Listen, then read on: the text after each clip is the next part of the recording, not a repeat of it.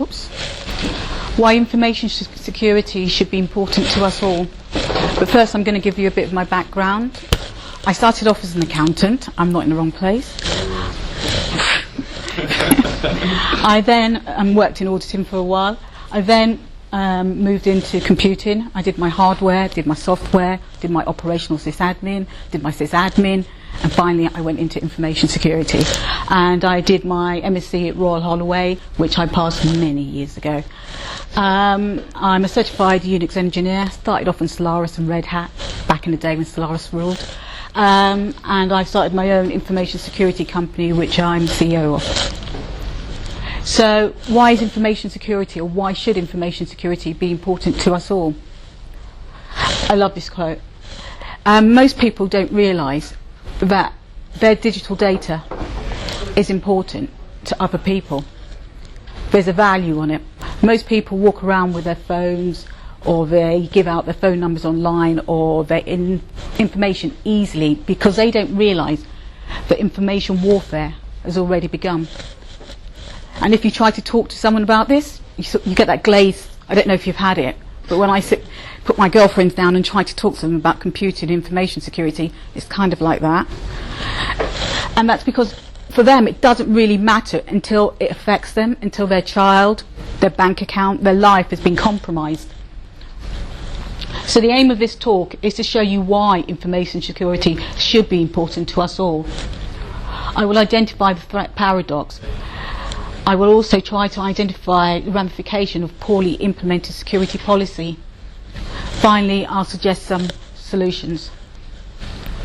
Now, if you've been to university, you've read a computer book, an information security book, it always starts with the CIA. Confidentiality, integrity, availability. We all know that back to front, you know. We can tell you what ciphertext is the best, which one's your favourite, blah, blah, blah. Some of us can even do Euclidean algorithm by hand. Then you get the integrity. You know, some people understand, you know, we have our favourite forms of integrity. And availability, that's how we talk about information security. But try talking to the average person, anyone, about information security in this way, and once again, they're gone. They glaze over. Because to the real world, information security is about the state, it's about the individual, it's about the enterprise, it's about how it affects them. And they see it with respect to their threat paradox. How does it affect them? What are they trying to protect themselves from? And if you want to talk to normal people about information security, you need to leave the university and the books behind, and you need to talk to how it impacts their lives. And for the state, information security is about trying to hear the chatter. They need to know what's going on. They don't really care about you and me. They care about society as a whole. I'm going to say Heartbleed. A couple of weeks ago, I don't know if you know this, there was this exploit going around, Heartbleed. And I heard, and I'm not sure this is true, that the NSA had been aware of the Heartbleed exploit 2 years ago, but they chose to kind of say nothing because it was good for them, more chatter. And you cannot kind of understand why they do that, because they're trying to find out when the next attack on their infrastructure, on their society is going to come about. But by doing that, they leave us susceptible to individual threats. And that's the threat paradox. What's good for them is not necessarily good for us. And you've got the corporate, the enterprise. Most people, when they start a business, apart from me, don't start the business because they want to be really good at information security. They start the business because they want to make money. They don't care about information security. They'll get ISO 27001 or 2 just to say they've got it, a tick box exercise. What they want is to make money. They'll get the health and safety, a tick box. They'll pay that, a tick box. But they don't really want to do any of that. They want to make money. And therefore they will compromise all of that. In particular, they will compromise information security just to make money. And by compromising their information security, they're compromising all of our information security. And then you've got the individual. Information security for them, generally, not always, does not exist. And in many ways you can understand, because they've got an overload. They've got their mobile phone. I mean, people don't realise what their mobile phone is. It's their identity, it's their life, and it's so easily compromised. You've got walk-by mugging, where people can actually access your mobile phone while walking by now because of the technology. You've got your PIN to access. I worked for a IT company, and I was at the table with my boss, and I saw her enter a PIN, and she used a 4-digit number for a PIN, and it related to family members, which I knew, and that was a boss in an IT company believing that was a secure PIN. Most people don't understand.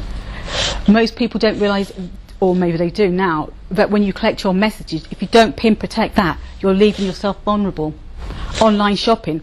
I don't think anyone understood what a secure socket layer was until 2 weeks ago.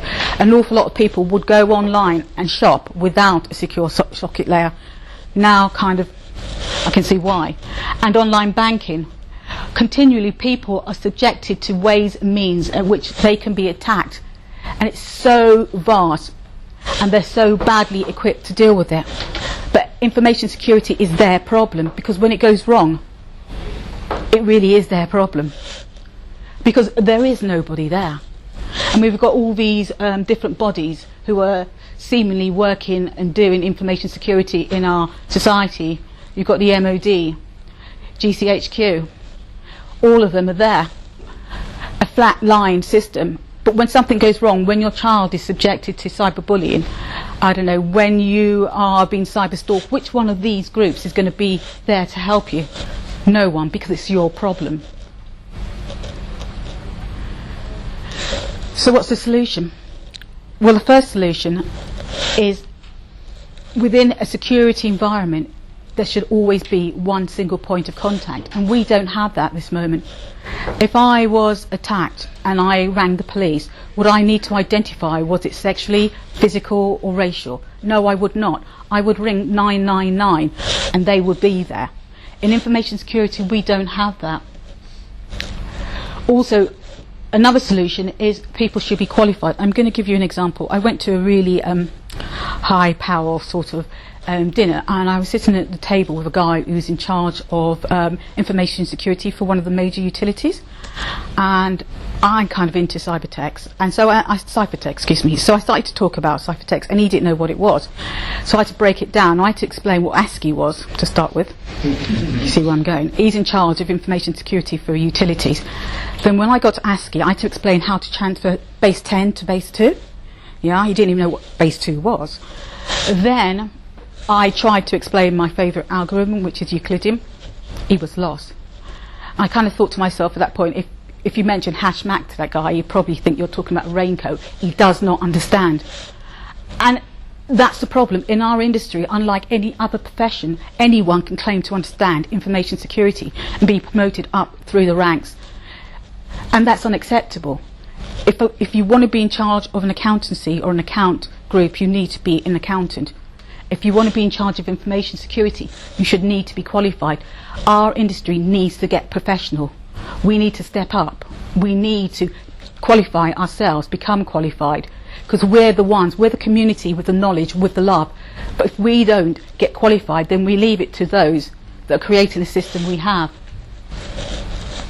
And obviously, geeks should rule the world. Fundamentally, because we have the knowledge, we need to be there. I don't know if I've dashed through this really quickly. I think I have. So, what's the conclusion? For me, the conclusion is quite simple. The state needs to understand the individual is important. We need a correct structure of first point of contact. When your child is being bullied, when you are being cyberstalked, someone needs to take that serious. Not just you, but everyone. There should be a point of contact. The individual, I went to a talk earlier on about crypto parties. They sound great, my sort of party, cryptography and parties. And we need to do more of that. We need to go out there. We need to educate, wine and ciphertext. It works. We need to bring people to the fold. People need to understand that they are responsible, because when it goes wrong, they're the only one who's going to help themselves. An enterprise. My past career was as an accountant, so I understand the profit motive. But the enterprise needs to understand the bottom line. Presently, only 6% of GDP is being achieved on the internet. But that's an exponential number, and it will increase. So £250 billion is being made on the internet. But as that increases, enterprises will understand that there will be an equal increase in cyber attacks, in cyber fraud. And if they don't get their act together now, in future you may find enterprises, companies fail, not because of their product, but because of their lousy information systems. And we as a community need to walk away from companies who don't implement the correct passwords, where they want a character and a number, an alpha and a number, but they won't use all the character sets. We need to walk away from companies like this because they're compromising our industry and they're compromising us all. The same, I mean, at university they love to say this, because if one of us fail, be it industry, be it the government, be it the individual fail, in the information security world, we all fail. So we have to work together. So I'm going to conclude with my favourite quote. I read a book by Dorothy Denning, it was about 8 or 9 years ago. I just got into information security, and I read her book, and it was part of my course, and I thought she was totally whacked. I didn't get her. I really didn't know where she was coming from. But as I've kind of gone along, I realised she was a visionary, because this is the way we are living, what we are subjected to every day. So why should information security be important to us all? Because information warfare has already begun. Thank you for listening.